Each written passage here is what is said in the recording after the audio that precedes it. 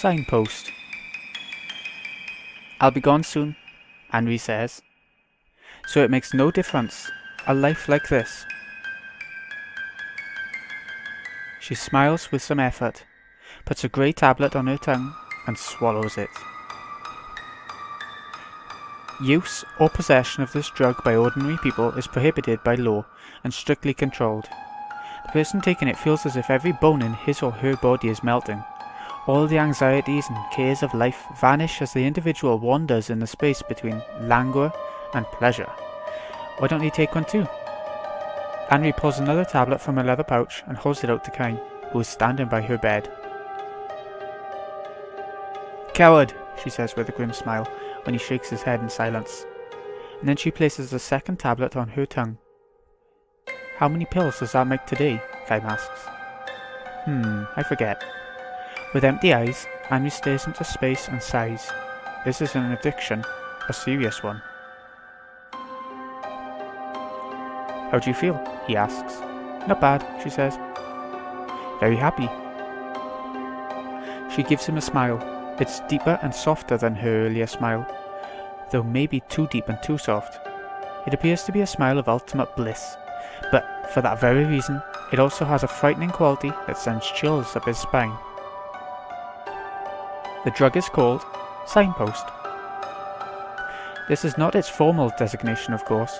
People started calling it that as a secret code word to avoid prosecution, and the term caught on. Signpost is, however, the single most appropriate name for this drug.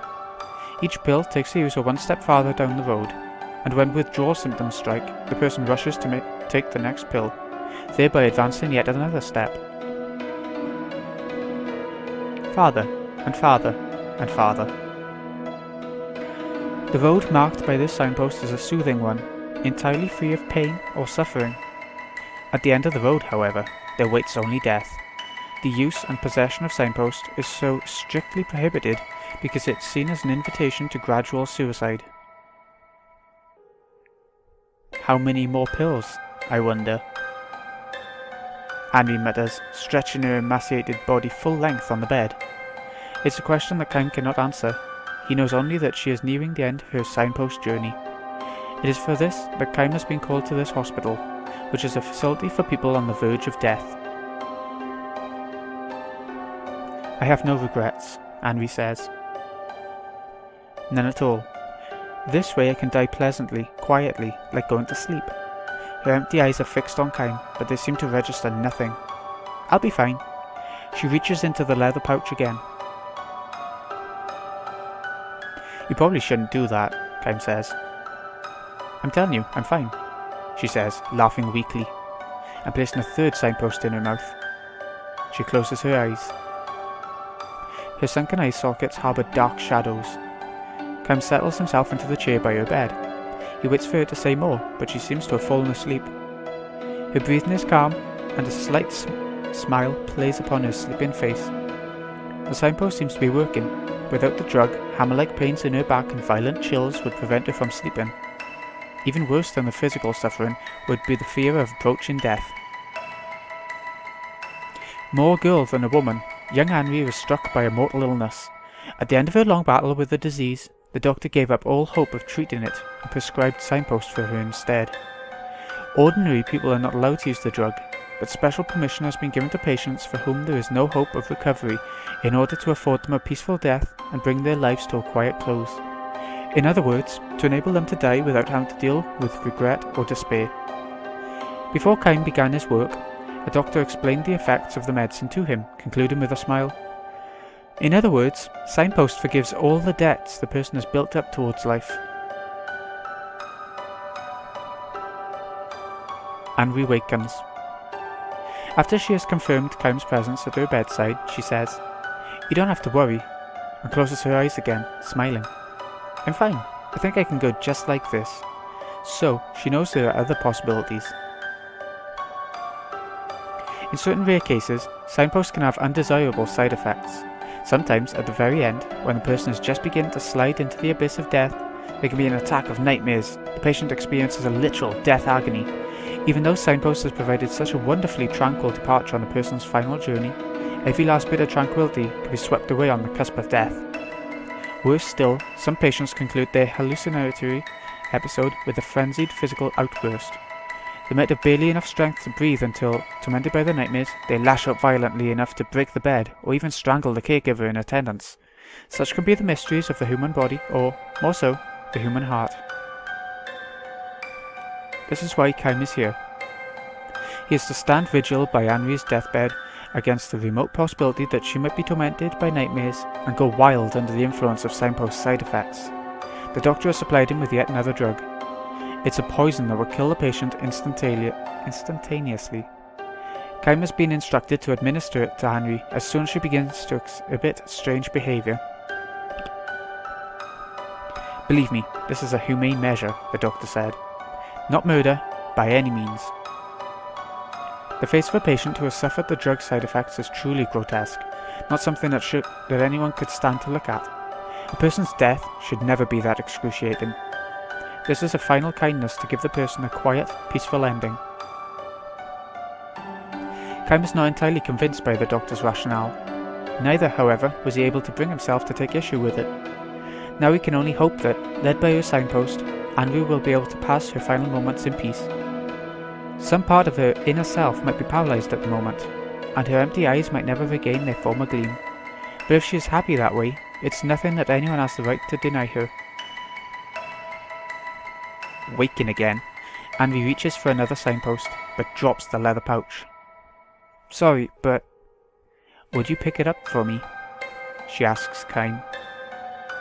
She no longer has the strength even to hold the pouch. Her final moments are closing in. Kym lifts the pouch from the floor, but when she asks him to put a tablet in her mouth, he hesitates for a moment before complying. Her tongue is dry and rough as sandpaper. She really must be nearing the end.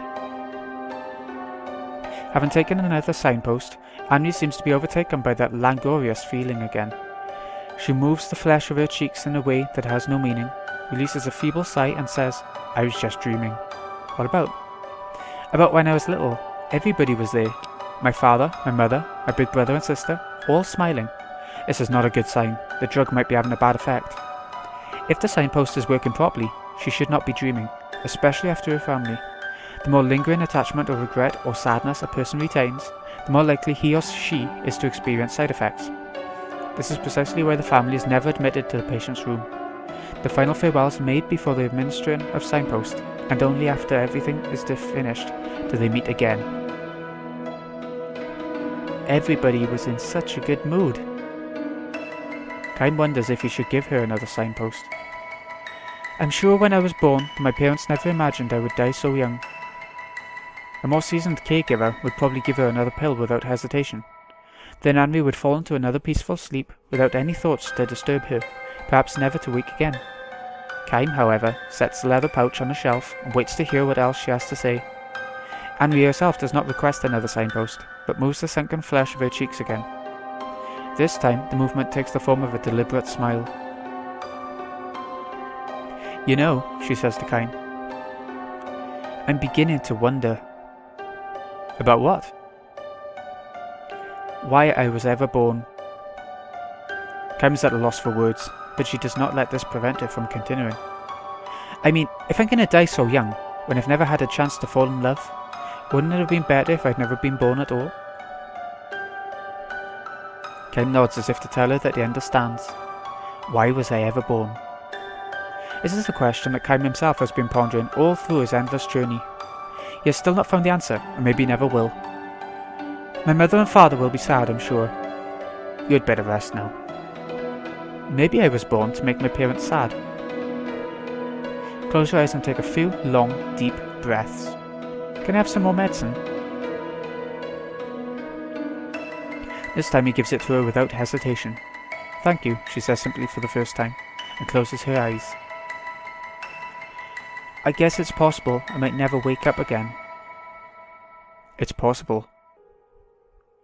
It's a good thing to die without suffering, isn't it? It probably is. And to die with your head in a fog, without thinking or feeling anything. That's a good thing too, isn't it? Kym says nothing. This is a question he cannot answer, a question he doesn't want to answer. Henry falls asleep without asking him anything else. She is still sound asleep when the doctor examines her and tells Kime she'll probably pass away before the night is out. It is late that night, close to dawn, when Henry begins to suffer. "I'm sorry, Mommy. I'm sorry I ate the jam. It was me." She is running a high fever with large drops of sweat on her forehead as she moans deliriously. "What's taking you so long, Daddy? Hurry, hurry, the butterfly's gonna fly away." Kime wonders if she could be reliving memories of early childhood. "You hit me. Big brothers shouldn't hit their little sisters." "You're bad. I'm gonna tell Mommy." Convulsions rack her entire body. "Let me in. I want to play with the big girls." It doesn't end with her delirium. She starts moving her arms as if trying to embrace family members floating above her. This is what they were afraid of.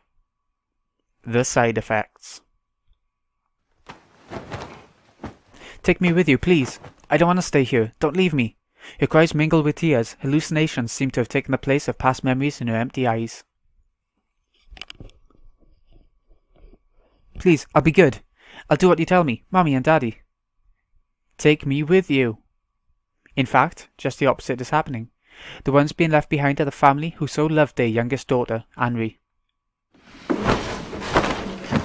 "Don't leave me alone. Mommy, Daddy, come back please." He can feel her pain and sorrow. Her convulsions become increasingly violent. Her face contorts in agony. Alerted by the commotion, a doctor comes charging into the room. "What are you doing?" he shouts at Kime. "Put her out of her misery, now." Kime knows what he should do. This is what he was hired for. The poison that will prevent Henry from suffering anymore is within easy reach. What he takes hold of, softly, however, is not the poison, but the hands that Henry stretches out into empty space. "What are you doing?" the doctor shouts at him. "Stop it. This is in direct violation of your duties. You're fired." Kime turns toward the fuming doctor and says simply, "Be quiet, please." "What in the hell are you?" But the doctor breaks off his shouting when he catches sight of the look on Henry's face. She is smiling. "Are these my mother's hands? My father's? Big brother's? Big sister's? Tell me, whose hands are these?" she asks joyfully. Feeling the strength of Kime's grasp, she squeezes back, an almost indescribably happy smile on her face, tears streaming from her eyes. "I'm here with all of you, together, always." Her convulsions have subsided, and her breathing has calmed down. Kime whispers in her ear, "Thank you, Henry." "Daddy?" Smiling through her tears, she says, "I know it's you." Kime smiles back at her and says, "I'm speaking for all of us, for me, your mother, your brother, your sister, when I say, thank you, Henry." Henry seems almost embarrassed when she asks, "For what?" "For having been born, Henry. For having come to be with us, for having allowed us to share time with you. Mommy and I, and brother and sister, we're also grateful to you for that." Unfortunately, life has its limits. There are long lives and short lives, and in life, even more unfortunately, there's happiness and unhappiness. There are happy lives and unhappy lives. But for all of this, however, for the chance to be alive in the world, for the chance of having lived life in this world, the only thing to say is, thank you.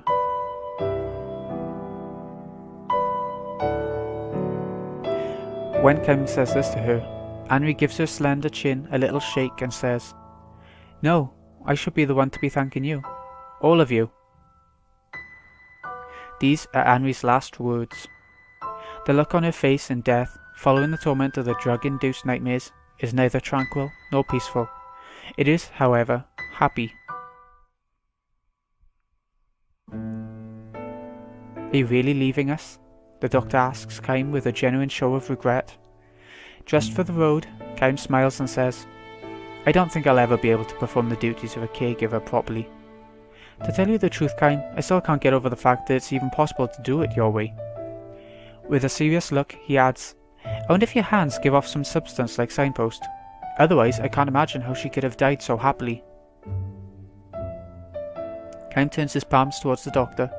They're just ordinary hands, nothing special. "I'm not so sure about that," the doctor says. If we spent some time studying them properly, maybe. Keim shakes his head with a sour smile as if to say, you wouldn't find a thing. He does have one point to make with the doctor. I've seen lots of people die alone, probably a lot more than any of you doctors have. That's why I wanted to bring her together with her family at the end. That's the only reason I took her hands. The doctor's vague nod suggests that he is not convinced, but Keim is through talking with him. He strides off towards the highway. He must continue his journey. His journey will go on as long as he is unable to reply to Henri's question, why was I ever born? Henri had a family at least. Her life consisted of her joining and leaving her family. Keim has not had even that much. Where did I come from? Where am I going? Why does the passing wind draw Keim along on his endless journey? A journey without signposts. This is why Keim is always free. And always alone. End.